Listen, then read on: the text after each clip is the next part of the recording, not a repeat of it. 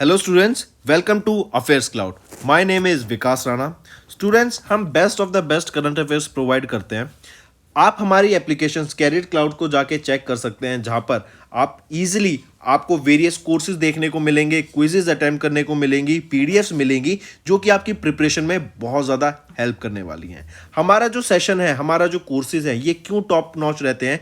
क्योंकि जो हमारी एप्लीकेशंस हैं, हम यहाँ को वेराइटी ऑफ क्वेश्चंस प्रोवाइड करते हैं, वेराइटी ऑफ नोट्स प्रोवाइड करते हैं, जहाँ पर आपको कंटेंट मिलेगा both Hindi as well as English में। आपको क्या करना है, हमारी एप्लीकेशन को डाउनलोड करना है गूगल ऐप स्टोर से, जो कि आप इजीली कैरियर्स क्लाउड के नाम से सर्च करके डाउनलोड कर सकते हैं। And once you have downloaded, आपको लॉगिन करना पड़ेगा with your Gmail ID. And login करने के बाद आपको हमारी जो भी कोर्सेज हैं वो यहाँ पर आपको सारे देखने को मिलेंगे। जो भी आपको क्विज अटेम्प्ट करनी है वो देखने को मिलेगी। आपको ई बुक्स मिलेंगी, यहाँ पर पाथ मिलेंगे आपको। एंड जैसे मैंने आपको बताया, हम डेली बेसिस पे, वीकली बेसिस पे और मंथली बेसिस पे करंट अफेयर्स अपलोड करते हैं, both in Hindi as well as English language. यहां पर आप देखेंगे जो डेली बेसिस पे आपको नोट्स प्रोवाइड किए जाएंगे, फिर आप YouTube पे वीडियो देख सकते हैं, उसके बाद आप आके इस एप्लीकेशन पे क्विज अटेम्प्ट कर सकते हैं डेली बेसिस पे, जो कि बहुत ज़्यादा हेल्पफुल रहने वाले हैं। सिमिलरली वीकली बेसिस पे भी आप ये करेंगे, जो करंट अफेयर्स हैं उसकी आपको पीडीएफ मिलेगी एंड आप क्विज अटेम्प्ट कर सकते हैं वीकली बेसिस पे भी, जो कि आपकी प्रिपरेशन को एक स्टेप आगे लेके जाएगा। एंड फिर ऐसे ही जो मंथली बेसिस पे आपको 100 क्वेश्चंस की इंपॉर्टेंट पीडीएफ मिलेगी, वो आप रिवीजन के लिए एक बहुत अच्छा सोर्स रहेगा आप सभी स्टूडेंट्स के लिए जो गवर्नमेंट एग्जाम एस्पिरेंट्स हैं। इसी के साथ साथ आप देखेंगे, हम बैंकिंग और इकोनॉमी के करंट अफेयर्स प्रोवाइड करते हैं आपको। हम state wise current affairs provide करते हैं, चाहे वो उत्तराखंड, उत्तर प्रदेश, त्रिपुरा, तेलंगाना, कोई भी स्टेट हो। नॉट जस्ट दिस फ्रेंड्स, इसी के साथ साथ देखेंगे हम आपको टॉपिक वाइज करंट अफेयर्स भी प्रोवाइड करते हैं, और ये टॉपिक्स बहुत ज़्यादा इंपॉर्टेंट होते हैं। टॉपिक्स देखें तो जैसे important days, national affairs, international affairs, sports, defence, science and technology, apps and web portals, name the topic, और आपको उस टॉपिक के यहाँ पे करंट अफेयर्स देखने को मिलेंगे। जो भी गवर्नमेंट स्कीम्स लॉन्च की जाती हैं, जो भी एमओयू साइंस किए जाते हैं, जो भी इंडेक्सेस एंड रिपोर्ट्स आती हैं, वो सारी हमारे द्वारा कवर की जाती हैं, ताकि स्टूडेंट को one of the best experience मिल सके करंट अफेयर्स का, और उनको इधर उधर ढूंढना ना पड़े कंटेंट, जहां पर हम आपको सारा कंटेंट एक ही जगह पे प्रोवाइड। Hello everyone. तो आज की वीडियो में हम 25 अप्रैल के इंपॉर्टेंट करंट अफेयर्स डिस्कस करेंगे। काफ़ी हेल्पफुल सेशन रहेगा, तो एंड तक बने रहिएगा। चलिए स्टार्ट करें। सबसे हम पहले बात करते हैं कि जो हमारा एविएशन सेक्टर है ना, इंडिया का एंड यूरोपियन यूनियन का, इसको मॉडर्नाइज करने के लिए, इसको और ज़्यादा डेवलप करने के लिए, और इंडिया और यूरोपियन यूनियन के बीच में जो एविएशन सेक्टर है उसके बीच में टाइज को एनहेंस करने के लिए, अभी recently airport authority of India and DGCA ने कई सारी यूरोपियन एजेंसीज के साथ टाई अप किया, ताकि ये जो हमारा एक बॉन्ड है, एक हमारा बीच में दोनों एविएशन सेक्टर के बीच में जो टाइज हैं उसको एनहेंस किया जा सके। इसी के लिए अगर हम देखें तो airport authority of India and euro control, इन दोनों के बीच में एक लेटर ऑफ इंटेंट साइन हुआ to enhance the air traffic management. वहीं पर अगर डीजीसीए और European Union aviation safety agency की बात करें तो इनको बीच में एक एलओआई साइन हुआ फॉर क्लोजर कॉपरेशन। तो ये क्या है बेसिकली कि आपका जैसे एयर ट्रैफिक मैनेजमेंट हो गया, या फिर क्लोजर कॉपरेशन हो गया, या फिर एक दूसरे की हेल्प करना ताकि टेक्नोलॉजी को बढ़ावा दिया जा सके, डाटा शेयर करना, और अगर कहीं पे भी कोई दिक्कत होती है तो एक दूसरे की कंट्री के जो नेशंस के जो लोग हैं उनकी हेल्प करने की भी यहाँ पे बात की गई।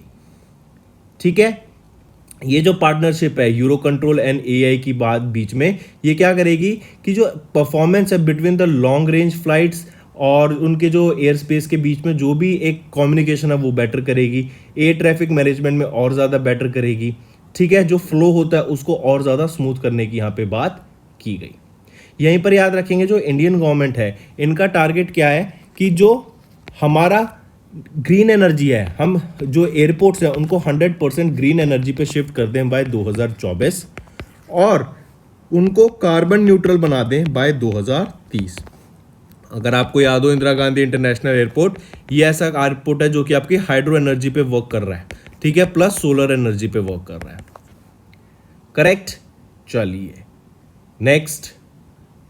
नेक्स्ट आ जाते हैं, किस कंपनी ने अभी सेटअप किया इंडिया का पहला माइक्रो ग्रिड प्रोजेक्ट।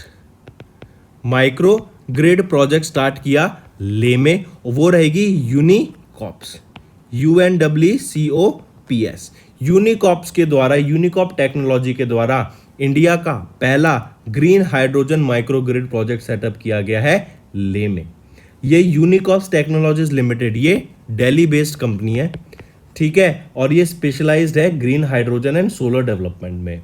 इन्होंने बोला कि इन्होंने अनाउंस किया अपने प्लान्स कि ये इंडिया का पहला green hydrogen microgrid project Leh में सेटअप करेंगे, करेक्ट। और ये जो प्रोजेक्ट है this will involve setting up of 25 kilowatt electric green hydrogen based fuel cell, और इसको ऐसे पावर स्टेशन पे सेटअप किया जाएगा लेह में एक गेस्ट हाउस में, जिससे एक शो केस किया जा सके। बेसिकली ये आप कह सकते हैं एक तरीके का ट्रायल बेसिस पे भी प्रोजेक्ट रहेगा, क्योंकि ये दिखाएगा कि हमारा जो हाइड्रोजन फ्यूल सेल है वो भी आप रिमोट लोकेशन पे भी यूज़ कर सकते हैं और उससे आप एनर्जी जनरेट कर सकेंगे और अपनी जो डे टू डे रिक्वायरमेंट्स होती हैं उनको पूरा कर पाएंगे।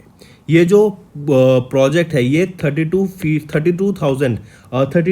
फीट की हाइट पे इसको सेटअप किया जाएगा। ये जो ग्रिड होगी it will be sustainable and cost effective solution for the major hydro powered companies guest houses, जो कि पावर स्टेशन कहाँ पर होगा, लेह में, ठीक है। यहीं पर 3 इयर्स के of operation and maintenance service के भी इंश्योरेंस की बात की गई कि कोई भी अगर दिक्कत आती है 3 साल तक वो ये आपका यूनिकॉप्स टेक्नोलॉजी ही उसको हैंडल करेगी, राइट। और यूनिकॉप्स की बात करें तो मैनेजिंग डायरेक्टर कौन रहेंगे, पीयूष जैन। 1995 में इसको एस्टेब्लिश किया गया था और हेडक्वार्टर कहाँ रहेगा, दिल्ली NCR। चलिए नेक्स्ट पे आते हैं। आप देख सकते हैं यूनिकॉप्स ये सेटअप करेगा इंडिया का पहला green hydrogen microgrid project Leh में, और ये 25 किलोवाट इलेक्ट्रिक का hydrogen based fuel cell grid रहेगा।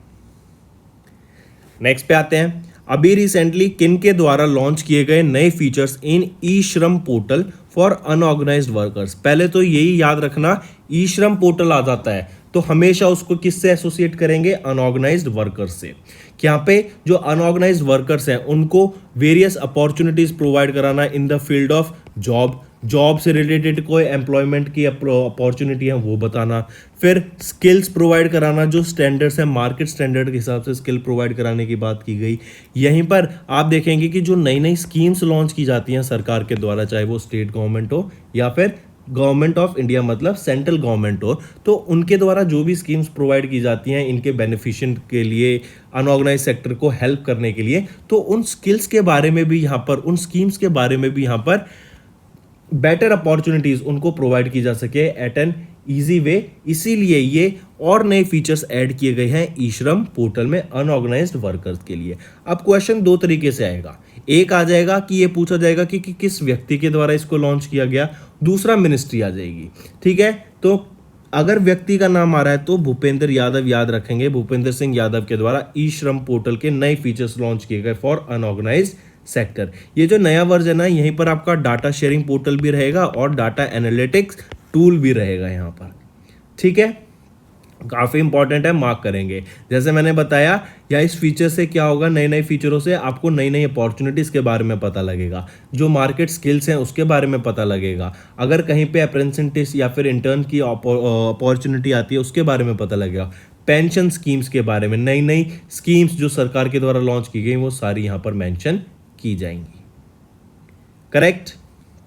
चलिए, एंड एक और डाटा याद रखेंगे, एज ऑफ 21 अप्रैल 2023 इंडिया में 28.87 करोड़ वर्कर्स ऐसे हैं जो अनऑर्गेनाइज्ड वर्कर्स हैं, राइट, अनऑर्गेनाइज्ड सेक्टर के वर्कर्स हैं। मूविंग ऑन, नेक्स्ट आ जाते हैं यूनियन मिनिस्टर भूपेंद्र यादव, इनके द्वारा लॉन्च किया गया एक नया फीचर इन ई श्रम पोर्टल फॉर ऑर्गेनाइज्ड वर्कर्स, तो याद रखेंगे। Moving on, next, which is the Asia's first mobile biosafety level 3 laboratory exhibited at G20 summit in Goa। अभी G20 समिट में जो कि गोवा में हुई, वहाँ पर एशिया की पहली मोबाइल बायोसेफ्टी लेवल 3 लेबोरेटरी को अभी एग्जिबिट किया गया। उस एग्जिबिट का, उस लेबोरेटरी का नाम क्या था, वो है रामबान। रामबान क्या होता है अगर यहाँ पे हम देखें, rapid action mobile BSL-3 advance augmented network. Rambaan ये इंडिया की एंड एशिया की पहली mobile bio safety level 3 laboratory है जो कि डिजाइन की गई है इन्वेस्टिगेट करने के लिए emerging viral infections was showcased at the G20 health working group meeting जो कि गोवा में हुई। रामबान ये एक मेजर रोल प्ले करेगी in dealing with covid pandemic and इस रामबान को इक्विप किया गया है with -20 degree and -80 degree refrigerator, biosafety cabinets, automatic ribonucleic acid extractor and real time PCR machine जो कि एक्सेस की जा सकती है even in the remote parts of the world और रिमोट पार्ट्स ऑफ इंडिया। ठीक है, तो याद रखेंगे रामबान ये एशिया की पहली और इंडिया की पहली मोबाइल बायोसेफ्टी लेवल 3 लेबोरेटरी रहेगी जो कि G20 summit health and working group की मीटिंग जो हुई थी G20 की गोवा में, वहां पर उसको अनवेल किया गया। Moving on, next news, India अभी मंगोलिया का पहला ऑयल रिफाइनरी सेटअप कर रहा है, उसको बना रहा है। बोल रहे हैं कि किस साल तक, by which year it will be completed. तो 2025 तक इंडिया के द्वारा मंगोलिया की पहली ऑयल रिफाइनरी कंप्लीट हो जाएगी। ठीक है, 2025 तक मंगोलियाज ग्रीन ऑयल रिफाइनरी उसका नाम रहेगा। ये बिल बनाई और फंड इसमें जो भी पैसे लग रहे हैं वो बनाए दिए जा रहे हैं इंडिया की असिस्टेंस के द्वारा और 2025 तक यहाँ पे बनाने की बात की गई। 1.2 बिलियन डॉलर की यहाँ पे टोटल इन्वेस्टमेंट देखी जा रही है इंडिया के द्वारा in Mongolia for this oil refinery. Not just this oil refinery, आप इसके अलावा देखेंगे तो मंगोलिया इंडिया से और इन्वेस्टमेंट की तरफ देख रहा है कि माइनिंग एंड मेटल सेक्टर में भी, कि यहाँ पर इन सेक्टर्स में भी इंडिया हमारी मदद करे। इवन रेयर अर्थ मेटल्स में भी इंडिया की हेल्प की रिक्वायरमेंट मंगोलिया की तरफ से है और क्योंकि वहाँ पे सेमीकंडक्टर्स हम बना सकते हैं, ठीक है, ग्रीन मोबिलिटी में यहाँ पे मदद कर सकते हैं और जो डायरेक्ट फ्लाइट्स हैं इंडिया और मंगोलिया के बीच में वो भी एक्सपेक्टेड है कि बहुत जल्द स्टार्ट होने वाली हैं। करेक्ट, तो 2025 तक इंडिया और मंगोलिया पहली ऑयल रिफाइनरी सेटअप कर लेंगे। नेक्स्ट यहीं पे देख सकते हैं India built Mongolia's first oil refinery, ये कंप्लीट हो जाएगी 2025 तक। नेक्स्ट पे आते हैं। नेक्स्ट कह रहे हैं कि अभी world military expenditure report release की गई 2022 की, किसके द्वारा रिलीज की गई? सिप्री के द्वारा रिलीज की गई, Stockholm International Peace Research Institute के द्वारा। ये आपकी अप्रैल की शीट है 2023 में, डाटा है 2022 का। इसमें बताया गया कि जो वर्ल्ड मिलिट्री एक्सपेंडिचर है ना, grew for the 8th consecutive time और 8th कॉन्जिक्यूटिव ईयर इन 2022। यहाँ पर हमें ग्रोथ देखने को मिली 3.7% की in the world military expenditure और इसके ग्रोथ के बाद जो टोटल वर्ल्ड का मिलिट्री एक्सपेंडिचर हो गया वो कितना है? 2240 बिलियन डॉलर। Correct, correct. फिर इसी के साथ साथ यहाँ अगर क्वेश्चन पूछा जाए कि किस कंट्री ने टॉप किया है वर्ल्ड मिलिट्री एक्सपेंडिचर में, हाईएस्ट मिलिट्री एक्सपेंडिचर किस कंट्री का है? यूएसए का। फिर इंडिया की क्या रैंक आ जाती है इसमें? इंडिया 4th पोजीशन पे आ जाता है in this term. Correct, important mark करेंगे। और इंडिया का अगर मैं डाटे की बात करूं कितना मिलिट्री एक्सपेंडिचर रहेगा, अगर in terms of number wise पूछे जाए तो 81.4 बिलियन डॉलर का यहाँ पे इंडिया का मिलिट्री एक्सपेंडिचर रहेगा। राइट, सिप्री की बात करें तो चेयरपर्सन कौन है सिप्री गवर्निंग बोर्ड के? Stefan Lofven. हेडक्वार्टर स्वीडन में है और 1966 में इसको एस्टेब्लिश किया गया था। चलिए नेक्स्ट पे आते हैं, banking and finance. Capacity utilisation robust but new orders dip in the 3rd quarter of fiscal year. RBI 60th OBICUS report के हिसाब से अभी आरबीआई ने 60वीं round of quarterly order books inventories and capacity utilisation survey release किया, जहां पर उन्होंने 762 मैन्युफैक्चरिंग कंपनीज का डाटा रिलीज किया और इन्होंने बताया कि अगर हम देखें तो इंडिया में जो मैन्युफैक्चरिंग है ना वो कहीं ना कहीं डिक्लाइन होती हमें दिख रही है। रीजन यहाँ पर क्या दिए गए? वॉर लाइक सिचुएशंस जो चल रही हैं, यूक्रेन और रशिया के बीच में तो वॉर चली रही है, चाइना एंड ताइवान के बीच में भी जो अभी सिनेरियो प्ले आउट हो रहा है और उससे अगर वॉर होती है तो और ज़्यादा इसका इम्पैक्ट देखने को मिलेगा। फिर जो रिसेशन की न्यूज़ चल रही है, आप यूएस में देख रहे हैं कि रिसेशन आ रहा है, रिसेशन की बात चल रही है, बैंक्स फेल हो रहे हैं और जो रेट्स इंटरेस्ट रेट वो काफ़ी ज़्यादा हाई हो चुके हैं, इन्फ्लेशन इतना ज़्यादा है। तो इन सब के बदौलत कहीं ना कहीं हम देखेंगे कि जो हमारी मैन्युफैक्चरिंग है इंडिया में उसमें बहुत ज़्यादा इम्पैक्ट आया है और स्लो डाउन देखने को मिला है हमें मैन्युफैक्चरिंग सेक्टर में। वहीं पे अगर मैं कैपेसिटी यूटिलाइजेशन की बात करूं मैं एट मैन्युफैक्चरिंग यूटिलिटीज़, तो उन फैसिलिटीज़ पे capacity utilisation and manufacturing facilities कितनी थी 74.3% थी in the third quarter of physical year 23, जो कि अप थी from 74% in the second quarter. 0.3% का हमें जंप देखने को मिला इन कैपेसिटी यूटिलाइजेशन। ठीक है, आरबीआई की बात करूं तो आरबीआई कब स्टैब्लिश किया गया था? 1 अप्रैल 1935 को ये स्टैब्लिश किया गया था। मूविंग ऑन, नेक्स्ट बात करते हैं, अभी रिसेंटली किन दो बैंक ने साइन किया एक definitive agreement with go green digit life insurance? तो वो रहेंगे HDFC bank and Axis bank. इन दोनों ने डिजिट लाइफ इंश्योरेंस का 9.94% स्टेक बाय करने की बात की गई, each 9.94 HDFC and 9.94 axis bank, और इसके लिए वो दोनों ईच 69.9 करोड़ रुपीस की इन्वेस्टमेंट करेंगे इन 2 tranches. Right, next, correct, moving on, किस कंट्री ने अभी रिसेंटली लॉन्च किया गोल्ड पैक्ड डिजिटल करेंसी? अब देखो, आज के टाइम पे अगर आप ब्रिक्स की भी बात करेंगे ना, तो न्यूज़ में चल रहा है कि ब्रिक्स अपनी खुद की एक करेंसी लॉन्च करने वाली है जो कि गोल्ड बैक्ड होगी। अब ये गोल्ड बैक्ड करेंसी का फायदा क्या होता है? क्योंकि हम जानते हैं गोल्ड को एक इंटरनेशनल स्टैंडर्ड माना जाता है फॉर करेंसी का, इसको एक ऐसा इंटरनेशनल स्टैंडर्ड माना जाता है कि भाई इसकी प्राइस तो कभी कम नहीं होगी। गोल्ड का ऐसा है, मतलब फ्लक्चुएट नहीं करेगा, बहुत ज़्यादा वॉलेटिलिटी नहीं होगी और इस पर किसी का काबू नहीं है, इंटरनेशनल स्टैंडर्ड माना जाता है। इसीलिए आप देखेंगे यूएस ने भी पहले गोल्ड बैक स्टैंडर्ड था, लेकिन फिर उनका पॉलिसीज चेंज हो गई और फिर वो प्रिंट करते रहते हैं मनी बार बार। और अभी फिर न्यूज़ में, कल परसों न्यूज़ में आ रहा है कि ये जो अपना यूएस का जो डेप्ट सीलिंग होती है कि आप इतना लोन ले सकते हैं, अब यूएस उसको और बढ़ाने वाला है डेप्ट सीलिंग को, मतलब वो और ज़्यादा पैसा आप प्रिंट कर सकेंगे। इससे क्या होता है? इन्फ्लेशन बढ़ता है। इससे क्या होता है? जो वैल्यू होती है ना एग्जिस्टिंग करेंसी की, वो डिप्रिशिएट हो जाती है। तो ऐसे में ही एक वो करेंसी कौन सी है जिन्होंने अपनी gold packed digital currency launch की है, एंड उसका रीजन क्या था पहले तो वही देख लेते हैं। जिम्बाब्वे ने लॉन्च करी है आपकी ये गोल्ड पैक्ड डिजिटल करेंसी। अब इसका रीजन क्यों है? क्योंकि 2009 में जिम्बाब्वे में जो क्राइसिस चल रही थी, इन्होंने यूएस डॉलर को अपनी वहां पर करेंसी एक्सेप्ट कर लिया था, यूएस डॉलर का यूज स्टार्ट कर दिया था। लेकिन अब फिर क्या हो रहा है कि जो 2019 में हाइपर इन्फ्लेशन आया, तो इन्होंने बोला कि हम अपने वापस जिम्बाब्वियन डॉलर पे शिफ्ट कर रहे हैं, एंड अब इन्होंने खुद से फिर से एक अपनी gold pack digital currency launch की। रीजन बीइंग कि अब जो डॉलर की डी डॉलराइजेशन चल रहा है उसकी मदद से आप देखेंगे, और यूएस इतना ज्यादा पैसा प्रिंट कर रहा है डेली बेसिस पे भी, और पिछले कुछ महीनों में उन्होंने इतना ज्यादा पैसा प्रिंट कर दिया है कि जो इन्फ्लेशन है ना वो बहुत ज्यादा बढ़ जाएगी, जो एग्जिस्टिंग मनी की वैल्यू है ना वो डेप्रिशिएट हो जाएगी। करेक्ट, तो इसी को अवॉइड करने के लिए जिम्बाब्वे ने अपनी गोल्ड बैक्ड डिजिटल करेंसी को लॉन्च किया। अगर मैं सीबीडीसी की बात करूं, सीबीडीसी इंडिया की कौन सी डिजिटल करेंसी लॉन्च की गई थी? ई रूपी। 2 सेगमेंट में था, रिटेल सेगमेंट और होलसेल सेगमेंट में। और क्या इंटरेस्टिंग चीज़ थी इसके बारे में कि अगर आप इसको बैंक अकाउंट में रखते हैं तो नॉर्मल पैसों के तरीके से आप इसको इंटरेस्ट नहीं मिलेगा, मतलब अगर आपके बैंक अकाउंट में ये पैसा है तो आपको इस पर कोई इंटरेस्ट नहीं मिलेगा।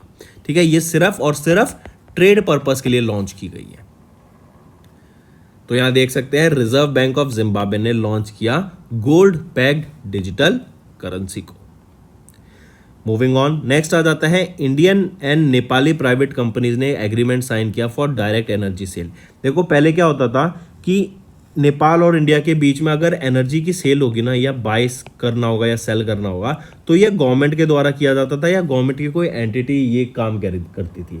लेकिन अब एक एग्रीमेंट साइन हुआ है कि इवन प्राइवेट प्लेयर्स जो हैं वो एनर्जी को बेच और खरीद सकेंगे between India and Nepal.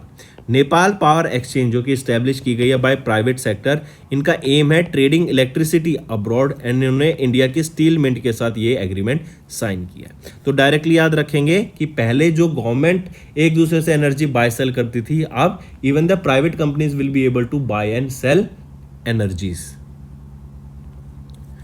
Moving on, appointments and resignations की बात करते हैं। मोहम्मदीन शाहबुद्दीन, इनको स्वॉर्न किया गया as the 22nd president of Bangladesh. ये किनको रिप्लेस करेंगे, या फिर वो 21वें प्रेसिडेंट कौन थे बांग्लादेश के? वो थे मोहम्मद अब्दुल हामिद, वो 21st प्रेसिडेंट थे, और उनको रिप्लेस करके अब मोहम्मद शाहबुद्दीन ये 22nd प्रेसिडेंट बने हैं बांग्लादेश के। 73 ईयर ओल्ड ये आपके प्रेसिडेंट हैं। इनका अगर हम बात करें, इन्होंने MSc डिग्री ली है फ्रॉम राजशाही यूनिवर्सिटी बांग्लादेश से ही। Correct, after 25 years as a career as a जज इन्होंने वेरियस पोजीशंस होल्ड करी हैं एंड अब इनको 22nd प्रेसिडेंट अपॉइंट किया गया है of Bangladesh. Moving on, Shrikant M Bhandiwad इनको दिया गया है charge as the chairman of Karnataka Vikas Grameen bank. Karnataka Vikas Grameen bank के जो नए चेयरमैन बने हैं वो कौन बने हैं? श्रीकांत एम भांडीवड जी। ये किनको रिप्लेस करेंगे? ये रिप्लेस करेंगे पुट्टागंती गोपा कृष्णा को to be the new chairman of Karnataka Vikas Grameen bank. ठीक है, अगर श्रीकांत जी की बात करें, ये पोस्ट ग्रेजुएट है इन एग्रीकल्चर एंड इन्होंने वर्क किया in the agriculture extension officer in the rural branches of Canara bank. He has also worked as the consultant in agriculture consultancy services of Canara bank at the head office in Bangalore Karnataka and इनको 29 साल का experience है इन Canara bank and इन्होंने काफ़ी अलग अलग states में as well as अलग अलग पोजीशंस पे वर्क किया, जैसे Haryana, Rajasthan, Bihar, Karnataka in various capacities such as branch in-charge, regional head and circle head.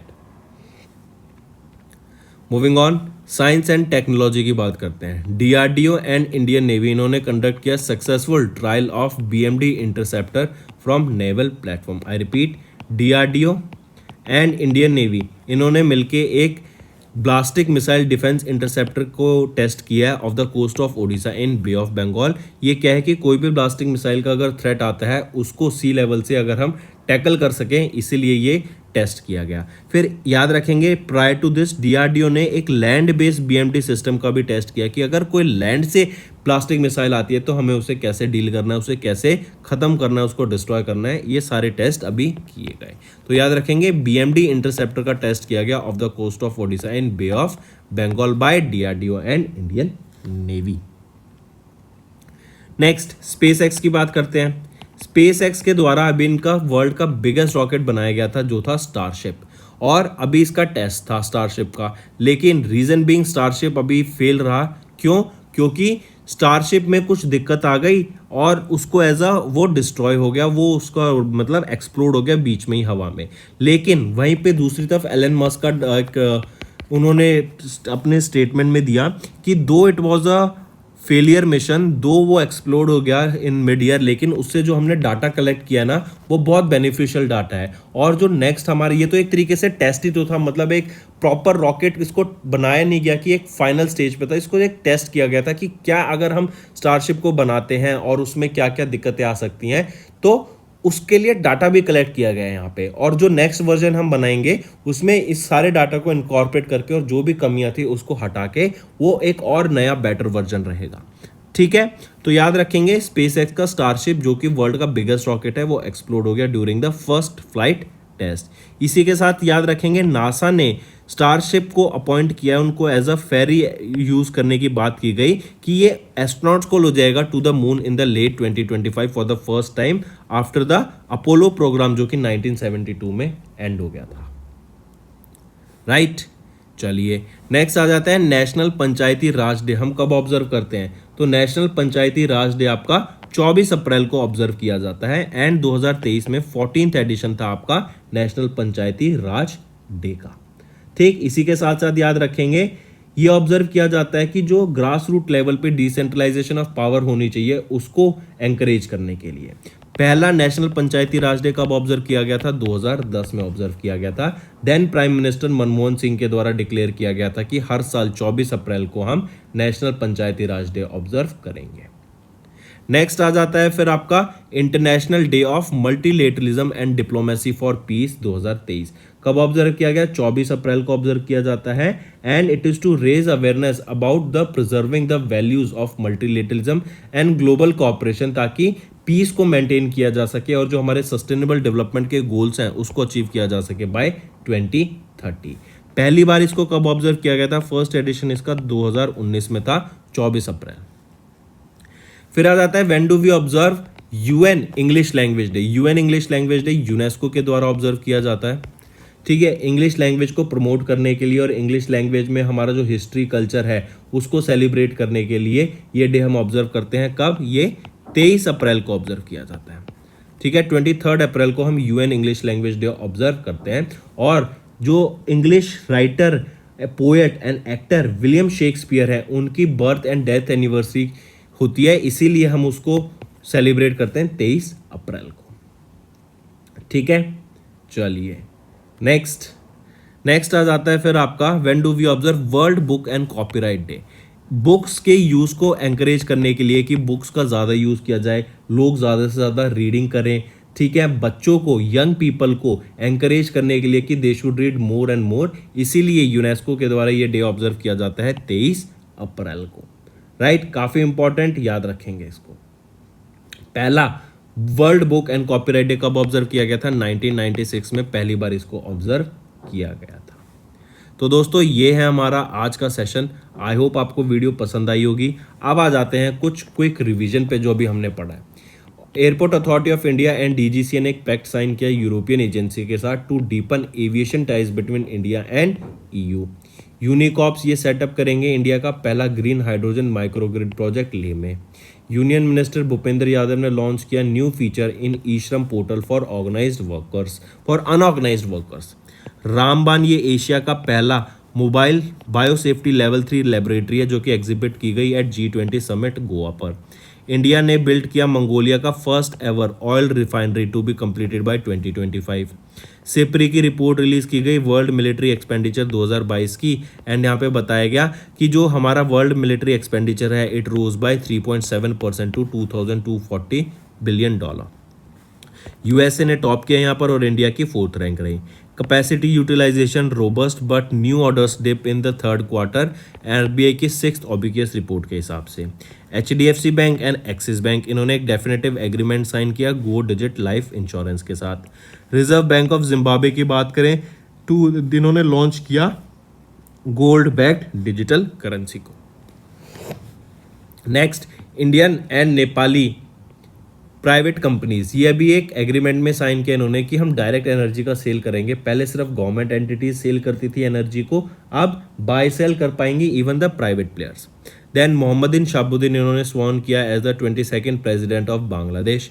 Shrikant M Bhandiwad इन्होंने चेयरमैन का चार्ज लिया of Karnataka Vikas Grameen bank. Then DRDO and Indian navy इन्होंने कंडक्ट किया successful trial of BMD interceptor from naval platform.